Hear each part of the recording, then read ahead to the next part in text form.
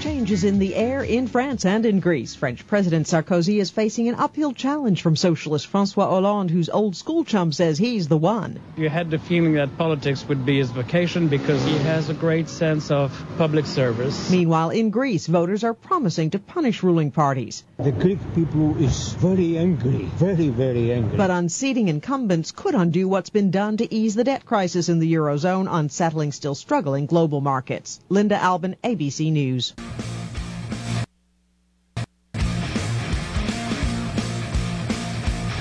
It's 980 WCAP Lowell, where you're tuned to Life Talk with Dr. Casey McNeal at 978-454-4980. And here's the doctor himself, Casey McNeal. Good afternoon. This is Life Talk on 980 WCAP, where everybody gets it. As a matter of fact, everybody can get it. Those of you online. Yes, that's right. Come to www.980wcap.com. There's a listen live button right there. We have people who listen from all over the world, and we welcome you. Today, we're going to have a good show. We've got a lot of... I hope so. Oh, man. I tell you, they've had a lot of requests lately about dealing with bullies. You know, we hear about the issue about bullying. Oh, tell me about it. Among young people and that sort of thing. But where is the information out there to help people deal with adult bullies? And what I mean by adult bullies is just difficult people. People that are kind of bulldozers. People that try to push you around. How do you stand up for yourself? Boy, I landed in the right place today, huh? Oh, definitely. Indeed. This is going to be helpful to everyone. I'm so excited to be here, as always, in the beautiful Merrimack Valley. I've got a great list today. I've got actually two lists today. They're going to be kind of fun, okay? So I got one fun, well, I don't know. I think they're both kind of fun lists. I have the answers to 10 pivotal philosophy questions. The answers to 10 pivotal philosophy questions. You ready? Number 10. I'm ready. Number 10, how do I know anything really exists? Answer, kick it really hard. Uh-huh. Okay, number 9, what is the essence of being human? The answer is not understanding the opposite sex. Number 8, if a tree falls in the forest and there's no one there to hear it, does it make a sound? It does. It goes, ah! That's nice. I was going to say not if it lands on a bunch of pillows. Okay, number 7. How do I know? That too. Yeah, how do I know I'm not just a brain in a vat hooked up to a computer simulation of life? Well, the answer is look in the mirror. If you see a gray, spongy thing in a glass container, well, is that you are. Is that so? Could be. So, okay, number 6, can our minds exist separately from our bodies? If they could, we could just send our minds to work or school and just sleep in every morning. Well, that would be my ideal dream job. Okay, now we're getting to the better ones. Number 5, is there a God? Answer, a billion Hindus can't be wrong. I ain't going there. I'm not. Okay, number 4, what is the nature of knowledge? I'm still trying to figure out the nature of college. Okay, number 3, what is the meaning of life? All evidence to date suggests that it's chocolate. Ooh. Okay, why get a philosophy degree? It's more respectable than a theater degree, but you still get to drink lots of espresso. Or serve espresso with a theater degree. Yes, and number 1, so was Kant on drugs or what? The answer, probably. Okay, now this is a fun one. I just discovered this. This is not my list. This is a great list that was supplied from Church Bulletin Bloopers. Church Bulletin Bloopers. It's off theme for today, but it's so much fun I couldn't resist. Church Bulletin Bloopers. Okay, Church Bulletin Blooper. I'll just pick some random ones from this list in no particular order. Blooper bulletin from the church. The ladies of the church have cast off clothing of every kind, and they may be seen in the church basement on Friday. Ooh. Yeah, I don't know if I want to go to that church. One. Yeah. So here's one. A bean supper will be held on Tuesday evening in the church hall. Music will follow. Okay, for those of you who have children and don't know it, we have a nursery downstairs. See, all it takes is a little bit of grammar, a little bit of commas in the wrong place, and you come up with a pretty good bloopers list. This afternoon, there will be a meeting in the south and north ends of the church. Children will be baptized at both ends. Ooh, bading. Okay, badingaba. Wednesday, the Ladies' Liturgy Society will meet. Mrs. Jones will sing, "Put Me in My Little Bed," accompanied by the pastor. I can't imagine being the one that wrote these bulletins and then have somebody point it out to me later what was wrong with it. Okay, next Sunday, a special clothing will be taken to defray the cost of the new carpet. Or a special collection will be taken to defray the cost of the new carpet. All those wishing to do something on the new carpet will come forward and do so. How do you want to bless the new carpet today? Yes, exactly. So at the evening service tonight, the topic will be, what is hell? Come early and listen to our choir practice. No. I can think of places that you come to. No, I'm just kidding. And then I don't know if if you've ever had a church like this, but Thursday night, potluck supper, prayer and medication to follow.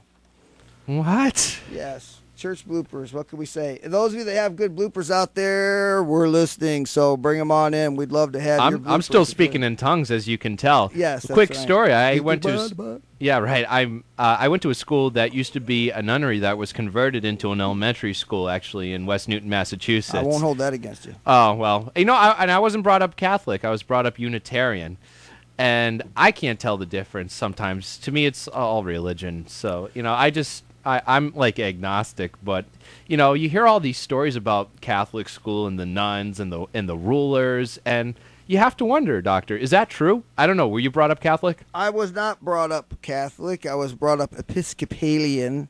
With a name like McNeal? That right. Doesn't sound Catholic, no? No, but... I mean, Episcopalian, I should say. Well, Episcopalian is like a liturgical, sort of like Catholic light in a way. It's a Protestant That church, is true, but yeah. it is liturgical, and I was brought up in that environment. I got pretty philosophical later in life, and for a while I was very, very...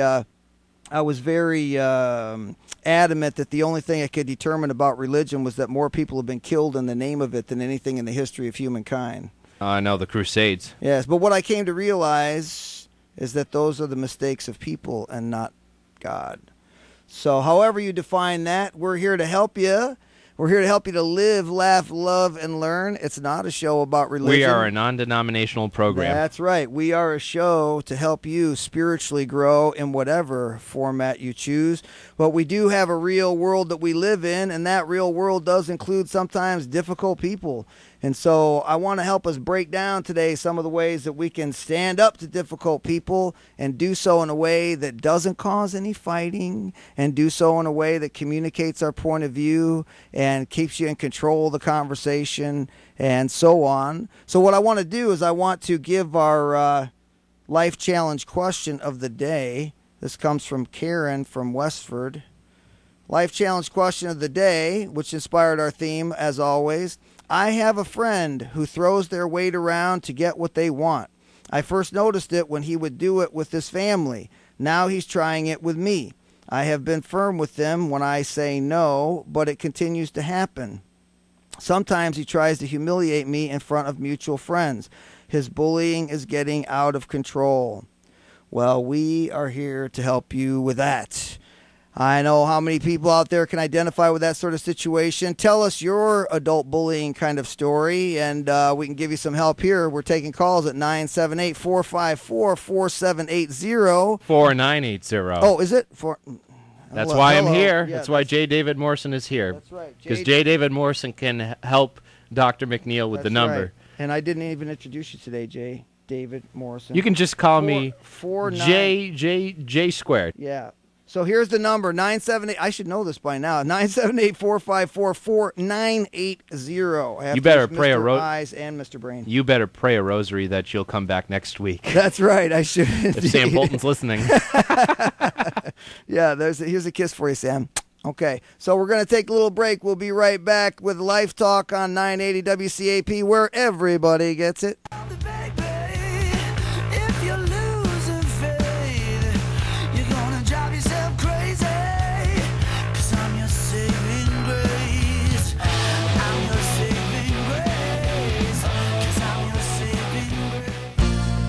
By now, you know The original and the only authentic Cash for Gold came to Lowell to bring the same great service they've been known for in Salem since 1979. They don't just say they pay the highest prices, they actually do pay the highest prices. They specialize in gold, precious metals, and diamonds, and have maintained an A+ rating with the Better Business Bureau for 33 years running. They make people feel comfortable about selling their jewelry, whether it's out of necessity or because now is the time to take advantage of historically high gold and silver prices. You'll never hear that take it or leave it pawn shop attitude from them. They don't ever want to be confused with those places. See why customers return time after time. Cash for Gold, 680 Rogers Street in Lowell. Call them at 978-684-2353. Open Monday through Saturday to serve you. The Greater Merrimack Valley Convention and Visitors Bureau invites you to the mother of all online auctions. All this week, bid online for the perfect Mother's Day gifts, with proceeds reinvested in promoting tourism in the area. You can bid on an overnight stay at the Colonial Inn in Concord, including their fabulous Sunday brunch and a visit from Louisa May Alcott. It includes a guided tour of the Alcott Orchard House, too. Or how about bidding on an 8-ticket special package from the auditorium to see Blood, Sweat, and Tears in June? It includes a private area, a complimentary round of drinks, and a great view of the show. Or how about a Friday happy hour party at Moonstones or Cobblestones with past hors d'oeuvres and a server? This is just a sampling of the unique and fun opportunities to be found all week. Go to merrimackvalley.org and click on the mother icon. The auction runs Sunday, May 6th through Friday, May 11th at merrimackvalley.org. Bid early, bid often, and you may just get that perfect Mother's Day gift. Oh, yes. Bill Withers, baby. Bill Withers bringing us back here to My Life jam. Talk. Yeah. WCAP, 980 WCAP Life Talk, where everybody gets it. We're delighted to have you joining us on the show today. We're taking your calls at, see if I can get it right this time, 978-454-4980.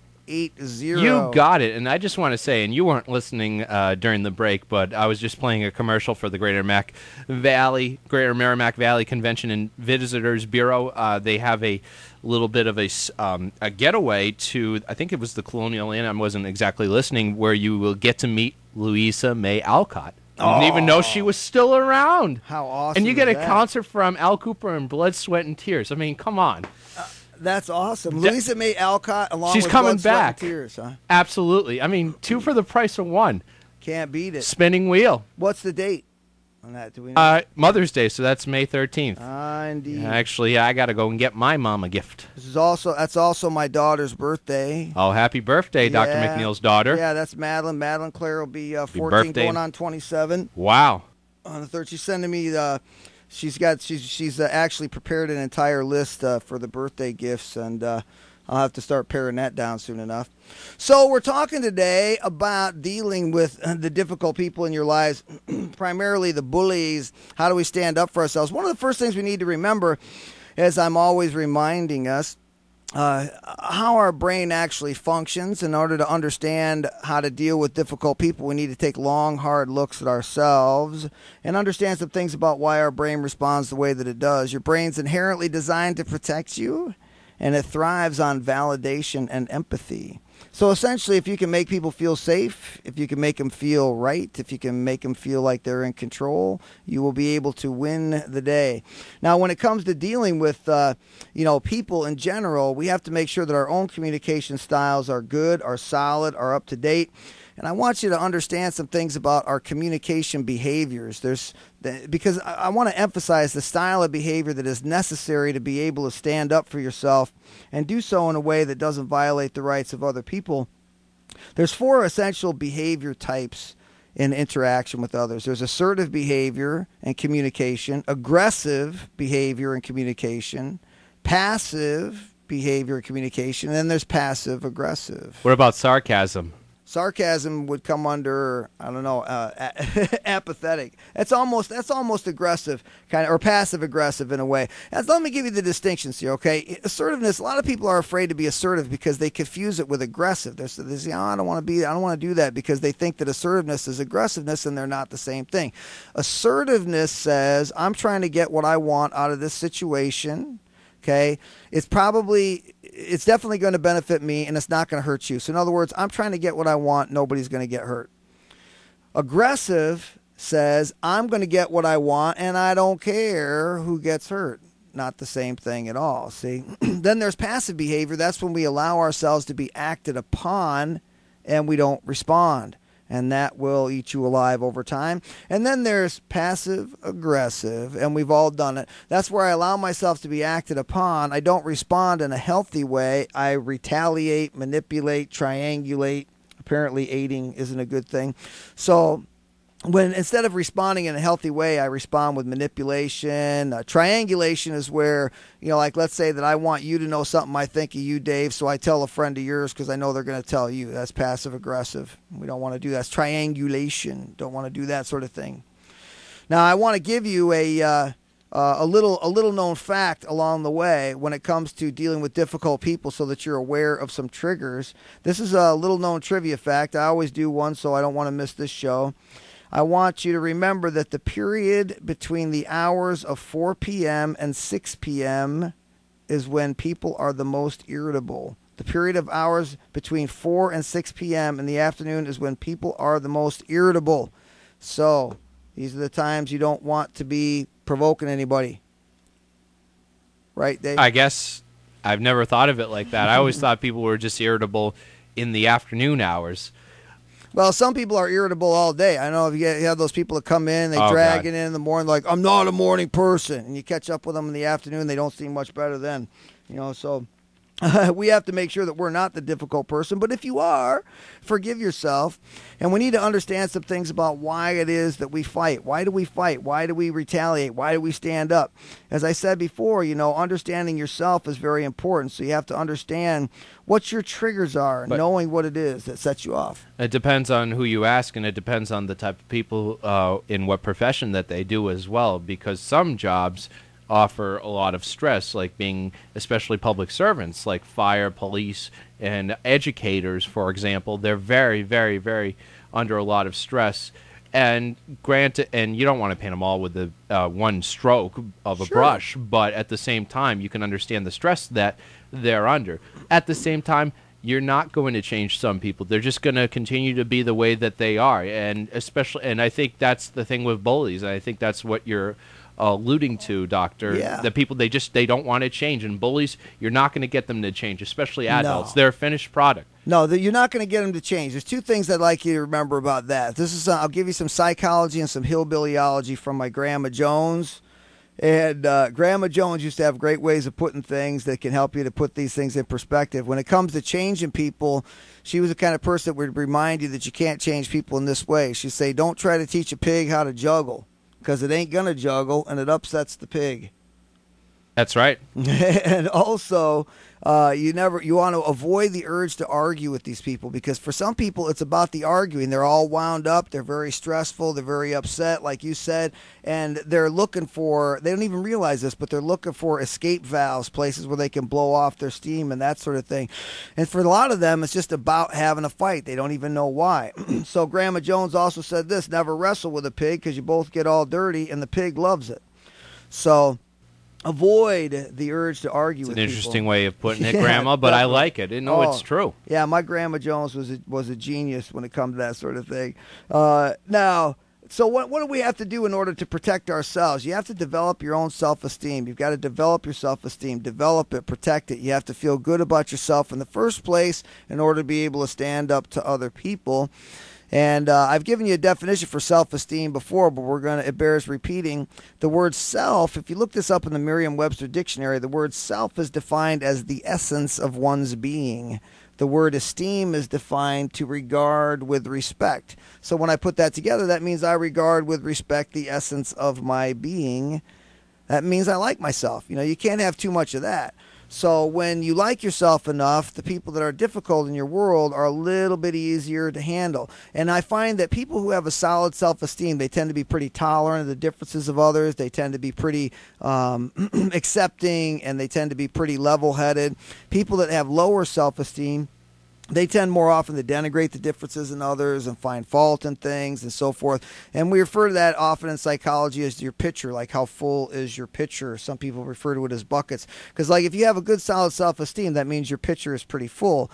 Other people, their pitcher is a little lower. And so these people don't like your pitcher being so full. They don't even realize it. Sometimes they want to suck out of your pitcher. I call them life vampires. And this can happen to us as well. So we all have some difficult people that we deal with in our lives, but we have to remember that in these situations that we're the ones that are always there. And so we have to be able to stand up for ourselves, but how do we do it in a way that doesn't violate the rights of the other people? Because here's what happens. If you allow yourself to be acted upon by someone else in a negative way, they come up and get in your grill about something and you don't respond, you're teaching them that it's okay to treat you that way, and they're just going to keep on doing it. So remember, the mantra that I always share with you is that people don't treat you the way you deserve to be treated. They treat you the way you teach them to treat you.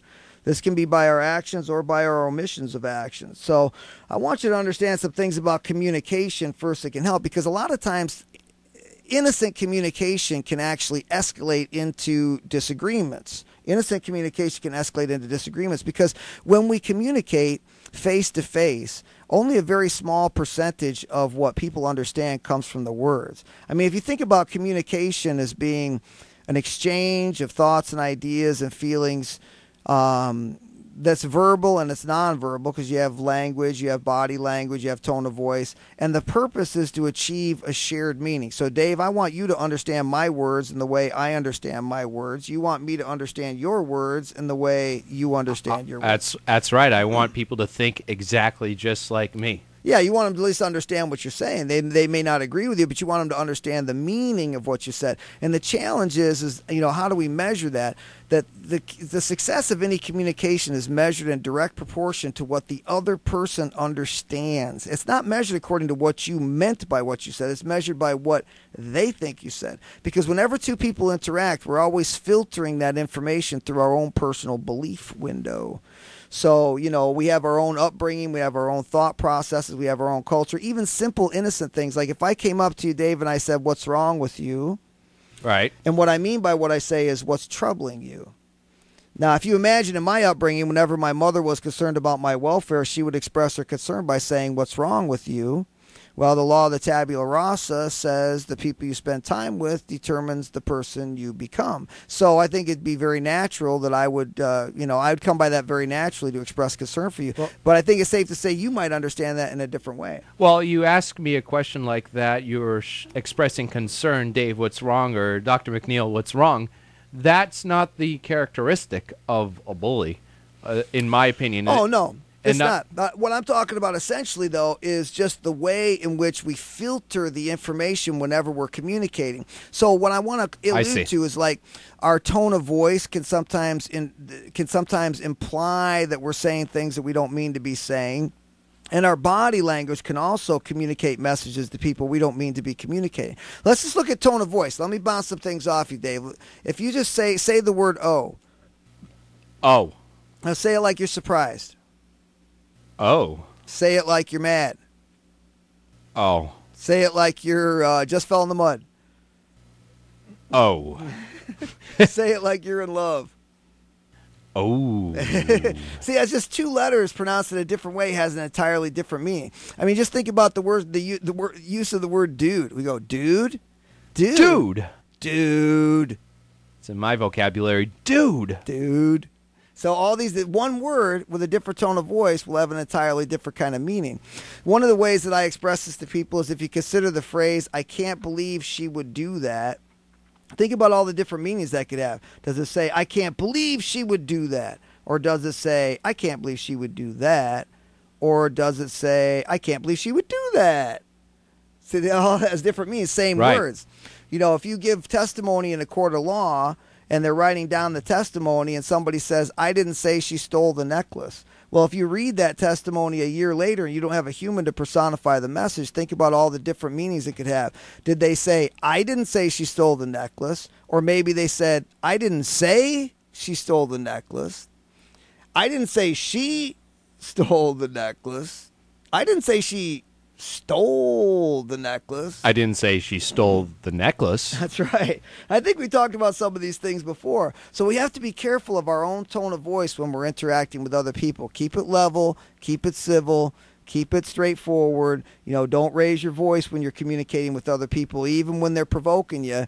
So I think that listening skills are one of the things that's going to help us out a lot. When people come up and get up in your grill about things, first thing you want to do is step back a little bit, listen to what they're saying. Don't react. Don't want to be reactive. You want to be responsive. So one of the techniques I always use is extensional questions. After anything anybody says to you, say, tell me more about that. And that gives you a chance to calm yourself and find your center so that you can be responsive instead of being reactive to things. I think it's also important to remember to take an interest before you take a position. When people are speaking, try to understand a little bit more about what they really mean, and those extensional questions can help you out a lot. It's important to understand that at times that it's important to understand the platinum rule. The golden rule we know, treat other people the way you want to be treated. The platinum rule says treat other people the way they want to be treated. Sometimes that may have nothing to do with what you like or what you think is cool. But just essentially remember this. People don't care how much you know until they know how much you care about what they care about. A lot of times people have heard that expression. People don't care how much you know until they know how much you care. But they don't often think that it's really, people don't care how much you know until they know how much you care about what they care about. I can care about a lot of things. Doesn't necessarily tell you I care anything about what you care about.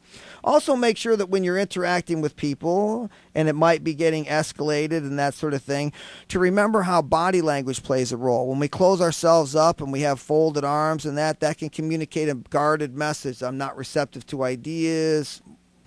I was watching, I hate to interrupt you, Doctor, but I was watching a show on A&E called Beyond Scared Straight, and it's one of those, it's silly, but anyway, so the kid, they put the camera on these kids, these at-risk youths, and they go into the prisons, and one of the prisoners walks up to the kids, and the kid has his fist balled, and the prison, and one of the prisoners, the lifers, he's like, oh, you got your fist balled up? That means you want to fight. Yeah, that means you want to throw down. They call it posturing. Or you're dangling your shoe. That means you want me to offer you your shoes.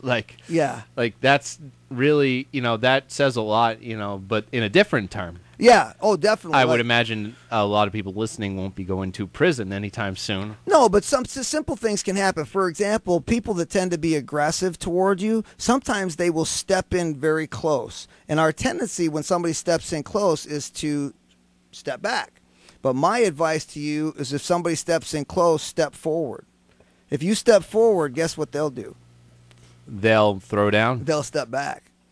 They'll step back. So when you step forward, they'll step back. And so these are some of the things that help to put you in a better position of power in these situations, because that's essentially what it comes down to, and I'm not saying that this is an argument about, who has the power, but I will tell you that there are dynamics within interaction with other people that will give you the power in the conversation as opposed to the other person. I am going to share with you some of the best techniques that I have for being able to engage someone if they're addressing you with a behavior that you don't like.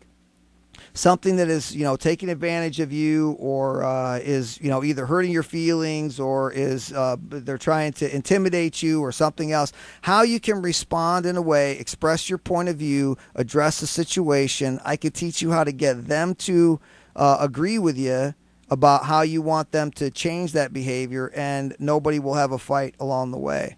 So that's what we're going to talk about when we come back from our break. So stay with us here on 980 WCAP Life Talk, where everybody gets it. We'll be right back. Do Better Biz. The Greater Lowell Chamber of Commerce 17th Annual Legislative Breakfast takes place Tuesday, May 15th. Gather with regional leaders, hear from keynote speaker State Auditor Suzanne Bump, and the state representatives and senators from Billerica, Chelmsford, Dracut, Lowell, Tingsboro, Tewksbury, and Westford as they report on the region. Tuesday, May 15th, 7:30 a.m. at the Tewksbury Country Club. Get tickets or tables through the Greater Lowell Chamber of Commerce at 978-459-8154 and like the Chamber on Facebook. Abu Nawas is Lowell's newest addition to the ethnic food scene, with delicious, authentic Middle Eastern fare made fresh and cooked to order. Open for breakfast, lunch, and dinner, and always daily specials. Abu Nawas sells halal meats, Arabic spices, and Middle Eastern gifts in their store. U-Card accepted. Come experience Abu Nawas at 21 Hurd Street. A touch of authentic Arabic charm and Middle Eastern delicacies right in downtown Lowell. I'm WCAP's Kim Saltmarsh at large. Let's take a look at what made headlines this week. A Lawrence man is facing accusations he tried to flee a sobriety checkpoint and instead drove his car into a state trooper who was manning the roadblock. That officer suffered a hand injury. Police say Odanil Herrera allegedly then led police on a chase down Route 28 before crashing into a police cruiser. Okay, so the U.S. Senate race here in Massachusetts is not only one of the most closely watched in the nation, it's also turning out to be the most expensive. Campaign donations in the contest between GOP incumbent Senator Scott Brown and Chief Democratic rival Elizabeth Warren have already topped $30 million. Election day is still more than 6 months away. And the travelers, they have spoken about the best destinations to visit in the United States. According to TripAdvisor's 2012 Traveler's Choice Awards, Boston, number 15 on the list. For WCAP, I'm Kim Saltmarsh at large.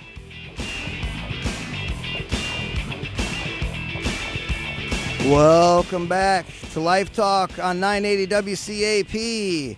We are taking your calls at 978-454-4980. Today's topic, how to stand up to adult bullies in your life, the people that might be pushing you around.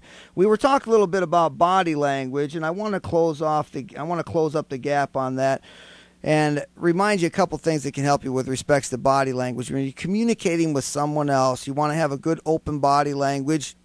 Try not to fold your arms together and that because it closes us up. So what we're trying to do is build relationships of trust. And there's actually subconscious cues that your mind takes based on the dynamics of another person's body language. Smile where it's appropriate. Make eye contact with people. And when you do a lot of nodding, that's also a good body language. And I'll give you one more tip. When it comes to delivering bad news, or you know that you're about to have a difficult discussion with a loved one, if you touch that person, it can actually mitigate potentially volatile emotional exchanges with loved ones. I mean, I dare you to have an argument with a loved one while you're holding hands with them. You know, I double dog dare you. It's impossible because you're either going to break the hand contact or you're not going to fight. You can't do both things at the same time. So, if I have to deliver bad news to one of my kids or something like that, I'll generally pat them on the shoulder or give them a hug or hold hands. You can do the same thing with loved ones. So remember these body language cues so that you're not actually bottled up when you first start to engage someone else in what might be a fueled discussion. I would also tell you to be careful of, when you cease to be a victim and become a volunteer. A lot of times people say, gee, everybody takes advantage of me all the time and they're always, trying to put me down. Or they're always doing this. They're always doing that. And my question is, when do you cease to be a victim and become a volunteer? I want you to remember something that Eleanor Roosevelt said when she said, no one can make you feel inferior without your consent. No one can make you feel inferior without your consent. So don't transfer that control to people. Don't transfer that control to them at all. Don't let them take over for you when it comes to these difficult situations. Also, when you're about to engage somebody in disagreement or potential disagreement, I would encourage you to do a couple things. You're looking for win-win outcomes wherever you can. Now, sometimes people think that the objective in a disagreement is to reach a compromise. Now, compromise might be where you ultimately end up, but it's not the same thing as win-win. Win-win says, I get something, you get something. Okay? Compromise says, I'm going to lose and you are also going to lose. Now, I'm not saying compromise is never necessary. I'm just saying it's not the same thing as win-win. So we are shooting for win-win wherever we can. I would also tell you that it's easier to open up a closed mind when you can find things that you can agree on with other people. If you remember what I said earlier, that your brain's designed to protect you. It's designed to survive. And so we have behavior responses that are in an attempt to protect ourselves. And we also like to feel validated, and we like to feel loved. And so there's 3 magic phrases that can help you to preserve the integrity of a relationship amidst disagreement. And they're called emotional deposits. I respect, I appreciate, I agree. So you can say things to people like, hey, I appreciate you calling your concerns to my attention. You know, hey, I respect your point of view on that. I agree with you. This is a big problem. See, I might not agree with your perspective of the problem. I might not agree with your solution to the problem. I can agree with you that it's a problem. So we want to find as many things that we can mutually agree about as possible during our discussion with one another. How do you feel about that, Dave? Well, I'm just wondering, you talk about bullying, and it's a problem in our high schools and colleges to a lesser extent, and obviously to a lesser extent in the adult workplace. But to a different extent, anyway. To a different extent, exactly. But in high school, you want to talk about what went on out in Hadley with Phoebe Prince, who hung herself because she was bullied online, vicious rumors. It's terrible. It's absolutely, I mean, do you feel that, you talk about Eleanor Roosevelt's advice. Nobody can make you feel inferior unless you give them permission to do so. I mean, do you think that some cases standing up to a bully, especially if it's one person who gets just an entire school against you, do you think standing up would have made a difference, or do you think that's just a moot point? Do you think she was just there was no way out? It is kind of a moot point at this particular juncture. Well, it is certainly. now because she's gone, but like at the time, I will say when she was alive, that any behavior that goes on between yourself and someone else that's not addressed is going to continue. Almost invariably, negative behavior that does not get addressed in some way is going to continue, and it usually doesn't get better. You know, more often than not, it gets worse. But in situations when we are the victim, and as I said, no one can make you feel inferior without your consent, on some level, what this comes down to is how we feel within ourselves, our inner self.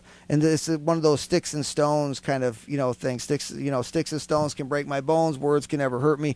I mean, certainly, if I was in a situation that some of these people have been in before where terrible things have happened in the end, I can't say how I would respond because I wasn't the victim in that situation. What I can say is that I'm continually developing my sense of self-concept and my sense of self-love so that it is less likely that when people say things about me that are negative, that I'm going to find that I'm going to be traumatized by that. As a matter of fact, I found as you start growing up in career and in life and that, you're nobody till somebody hates you, as the expression goes. The more successful you become, the more enemies you will tend to make. Well, you have to teach these kids as well that bullying somebody will only get them, only hurt them down the road, because some of these kids who they bully, if they survive, if they don't end up doing what Phoebe Prince or anybody else contemplates, they could end up having the kid they bullied as a boss. Yeah. People don't realize that same person you pick on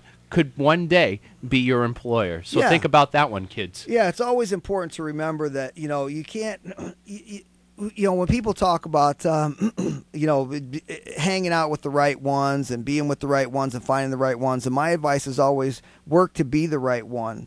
Work to be the good person. Work to be, one of the things I do for myself is I put myself on trial. If you consider this, if you were put on trial for the crime of being a good person, would there be enough evidence to convict you? It's very interesting. If you were put on trial for the crime of being compassionate, empathetic, understanding, is there enough evidence to convict you? So my job is to mount evidence through emotional deposits and tolerance and acceptance and so forth with other people. But what I'm trying to do today is to give the adult listeners out there as well as those of you who are younger but dealing with situations with people who are negative, intimidating, and that, is how to respond to the situation and do so in a way that doesn't violate their rights, but also allows you to stand up for your rights. So what this comes down to is assertive communication techniques. Assertive communication techniques. Now, one of the techniques that I'll give you is something known as the I language technique. Assertive, positive assertive communication is essentially I language. And there's a list that I would tell you that you can practice that's kind of like a script, but it's not a script that you use verbatim. It's just a way to begin your speech, which will put you in control of any conversation. When you use openers like I see, I think, I feel, I want, I intend, any one of these kinds of things. You could use any one of them or all of them. When you say I see, what you're referring to is your objective perception of the situation. Oh, I see we missed the deadline on this. Or, I see that you've written something here on Facebook about me that's negative or whatever. When you say I see, I think, that's my assumptions or conclusions about what it is I see. I feel, that's what my emotion is about what I think I see. What I want is the desired behavior, either on the part of myself or someone else.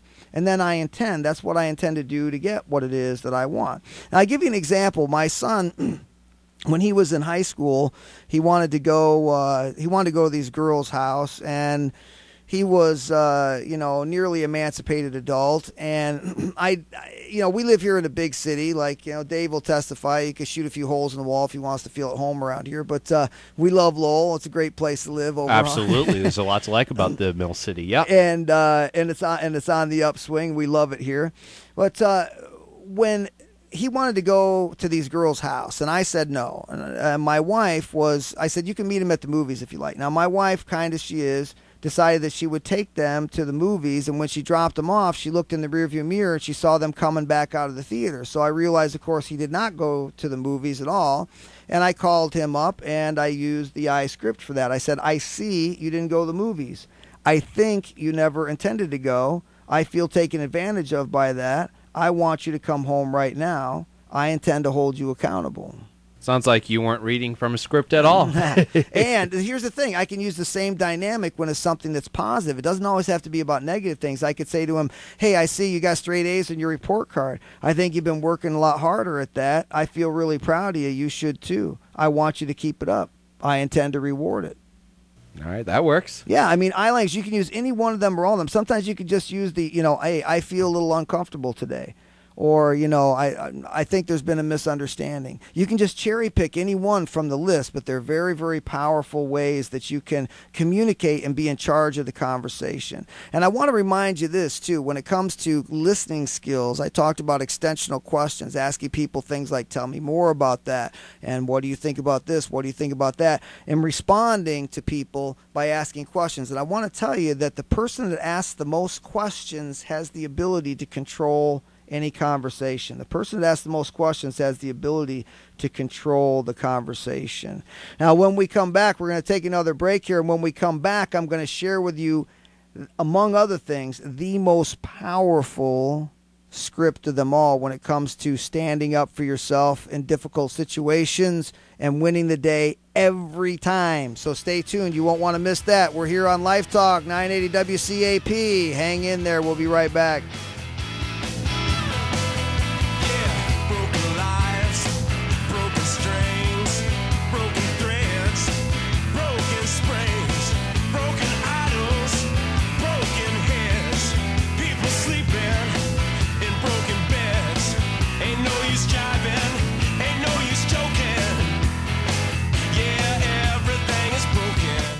WCVB iPhone app. One app, all of New England.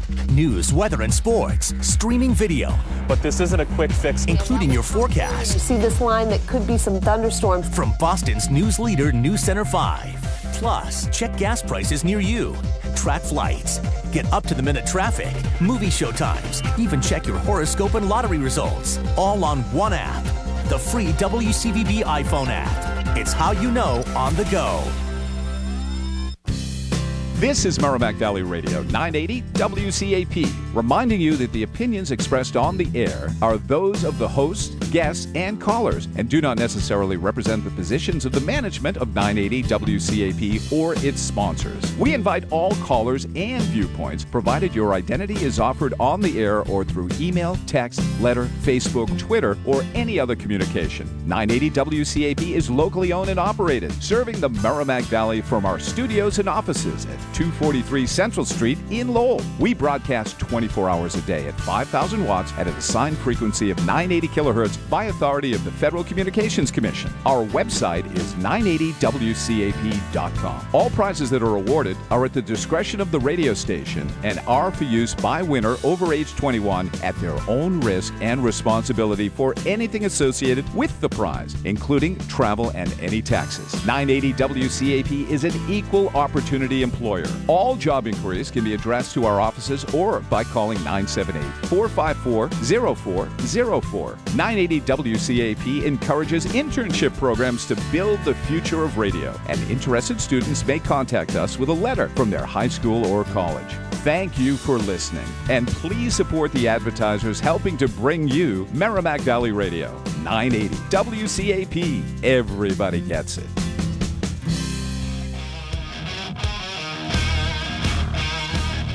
Oh, yeah. Jordan Cook bringing us back in here. Definitely got to work on getting Jordan on the show, man. It'd be awesome. Definitely. Awesome musician from Canada. Jordan Cook, look him up. You'll love him. Where in Canada? I think he's in the western part of Canada, but I'm not positive. Like Alberta or British Columbia? Yeah, I think he's in BC, or I don't think he's as far out as BC, but I think he's in somewhere like, I don't know, Manitoba or some kind of thing like that. So, Saskatoon. Yeah, Saskatoon. Yeah, he does a lot of playing up there anyway. So definitely, you can find him on YouTube. And that excellent musician. Definitely recommend him. So we're talking today about how to stand up for yourself in difficult situations, and we've all got them. How can you respond in situations where people are getting right up in your grill about things? And as I mentioned right before the break, that one of the techniques that can help a lot is your ability to ask questions. You know, the person that asks the most questions has the ability to control a conversation. Now, one of the things that I like to do when I am engaged with other people in a discussion, a disagreement, or whatever, is I like to actually get more involvement from the other person. I ask them questions, okay? And one of the reasons why I like people's input, and one of the reasons we're afraid to ask people's input because they might give it. But one of the reasons why we want to ask them for their input is because people don't argue with their own ideas. So when I say, hey, what do you feel about this? What do you think about that? People don't argue with their own ideas. But the question is, how do I solicit the response of somebody else but still control the answers that they might give? So here's some of the power techniques. When you use options, the optioning technique is where you offer people choices. Well, do you think it'd be better if we handled it this way or this way? Would you rather do this or would you rather do that? So when you ask closed-ended questions, those types of things can help you to still solicit input from somebody else, but you are in control of the answers. I can remember when my daughter was just a little girl, about 3 years old, and I'd be making Madeline's lunch. I would not go up to my 3-year-old and say, Madeline, what do you want for lunch? Because she'd say, ketchup. You know, or make me that thing Grandma made last Tuesday and the other yesternight. You know, I don't even know what a yesternight is. So I wouldn't ask her that. I'd say, Madeline, what do you want for lunch? Macaroni and cheese or peanut butter and jelly? So if she says peanut butter and jelly, whose idea was that? That's her idea. Whose idea also? My idea, because I'm prepared to make peanut butter and jelly. That's why I offered it as one of the choices. Now I know what you're thinking. What if she says no? And that's okay too. Now I just discovered 2 things that aren't going to work for lunch, so I go for 2 more. How about ravioli or SpaghettiOs? She says no, ketchup. How about ravioli or take a nap? You know, sometimes I might ultimately have to say benefits of taking this option, impact of not taking this option. But choices are still a choice. And when people consciously make a choice, their mind understands that they have consciously chosen that particular response. It works every single time. It's parenting 101 when it comes to food. You don't want to spoil your kid. My mom says it's either this or that. and you can either eat this or you can go hungry. And the thing is, the either-or technique is something that we can use in all kinds of aspects of our lives. I mean, we do it all the time, like at work. Would you like to hold, or would you like me to call you back? These are either-ors. They're choices that we offer people. And so you can offer choices to people so that you can actually involve them in the conversation, but still be in control of the answers. Would you like us to have this discussion now, or would you like to have it after dinner? You know, these are the kinds of things that you can do to ask questions, invite input, solicit the participation of someone else, but remain in control of the conversation. So use the either or optioning technique. Now, as promised, we're coming up to one of the most powerful scripts that you can use in your interaction and dealing with other people when they get right up in your grill about something. And it's called the easy script. Now, what I want to do is set up a situation, and I want to break this down for you so that you understand what the easy script means. It's the letters E, A, S, and Y. So those of you that are listening and have got a pen handy in that, I would encourage you to write these down. Put the letters right on top of each other so that they're stacked up in a vertical way. E, A, S, Y. And then write this down. Write this down. Now, after the letter E, you write express how you feel. After the letter A, write address the situation. After the letter S, write suggest a future action. And after the letter Y, write ask a yes or no question. So here it is again. E, express how you feel. A, address the situation. S, suggest a course of action. Y, ask a yes or no question. So let me give you some examples of how this would work. Let's just say that, Dave, you and I were in a meeting together, and at work or something. I'm not your boss, you're not my boss, we're like peers, okay? And you make some suggestions in the meeting, and I'll do some role play with you, but I'll play both parts, so it'll be easy for you, Dave, all right? I don't know if anybody can play me. Okay, well, I'll do my best. So we're in a meeting, and let's say you make some suggestions in the meeting, and I don't respond to it at that time. Instead, I stop you in the hallway in front of a bunch of other people and embarrass you by saying, hey, I can't believe the stupid things you said in there. Are you out of your mind? Have you got some career death wish, or are you just not so bright? Actually, that happened one time. We'll go into great detail. Yeah. Well, the thing is that could be a pretty serious put down. Now, I'm just playing a role, so feel my love. But this is where a perfect opportunity for the easy script arises. So if I said that to you and I said, hey, Dave, I can't believe the stupid things you said in there. You out of your mind? You have some career death wish? You're just not so bright? Something that's accosting, something that's bullying. This is where you respond with the easy script. E, express how you feel. You would say something like this. Casey, I'm surprised. A, address the situation. Here's why. You didn't say anything in the meeting. I assumed you must have agreed with what I was saying.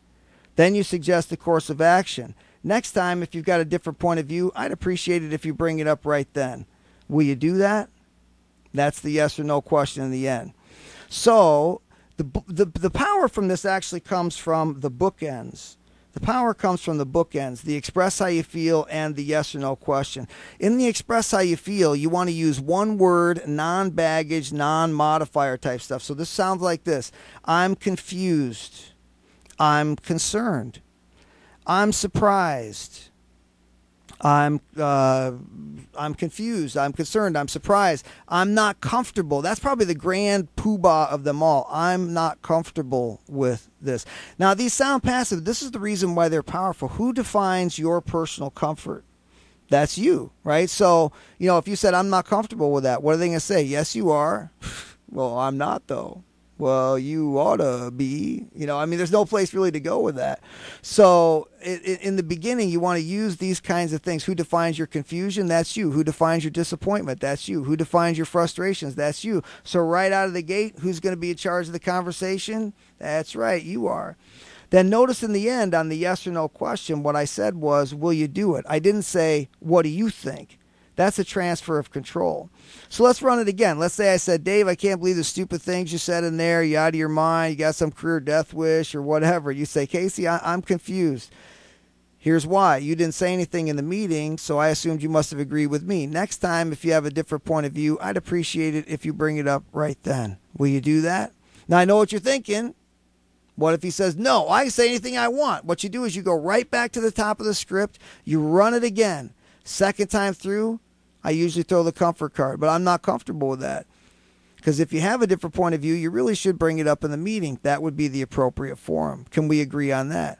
Now you can say, well, I can say anything I want, wherever I want, whenever I want. Then you say, well, I'm not comfortable with that. So if you have a different point of view and you don't bring it up in the meeting, I would just assume you not stop me in the hall. Absolutely, and you just calmly explained how it's supposed to be done, how it's supposed to be said, and I actually can use that from now on because I've dealt with some pretty cruel and sadistic people in my 28 years on the planet, and I could probably use that. And you know what? I probably have used that, and you know what? It's probably worked. Yes, there's definitely it's lots definitely of worked. Oh, there's so many situations to use it. I mean, it doesn't have to be just about negative things. It could be delegation. We're overwhelmed. That's the E, express how you feel. We're overwhelmed. Here's why. We've got all these things to do by 5. I bet if each one of us took a piece, we could get done by 4:30. Will you help me? Or maybe you've got a teenager or a spouse or a life partner. They stay out late. They didn't call. You use the easy script. Hey, I was concerned. You stayed out late. You didn't call. Next time, please call. Will you do that? And they go, well, I was just out with Jimmy. Say, I'm not comfortable with that. I feel that we are out of time, Doctor. I feel that we should queue up the CD because you like that? I feel ABC News is up next. Oh, it's coming up next. ABC News is coming up next. So remember to use the easy script in the future whenever you've got a situation where you need to express how you feel, address the situation, suggest a course you want them to follow, and get them to agree with you every time. We're going to be here next week helping you live, laugh, love, and learn here on Life Talk, WCAP 980, WCAP, where everybody gets it. Tune in next week. We'll see you then. Around the city go, they attack, I bring them down. I'll make their chances super low. My, pretty neighbor, dimple cheek, up face, I adore. 980 WCAP, Lowell, Haverhill, Lawrence, Methuen, Nashua, and Salem, New Hampshire, serving the Merrimack Valley.